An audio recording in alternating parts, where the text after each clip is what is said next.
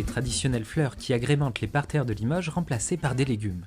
Telle est l'initiative originale portée par les espaces verts de la ville. Au total, près de 4500 plants de radis noirs, choux, rutabaga, ail, céleri, persil ou fenouil sont plantés dans les différents secteurs de la ville. La volonté aujourd'hui, dans la période de sobriété qu'on traverse, c'est de faire de l'utile en plus de faire du beau.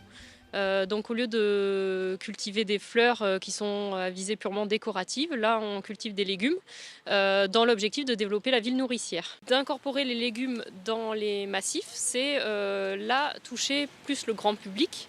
C'est en quelque sorte une vitrine du savoir-faire des jardiniers.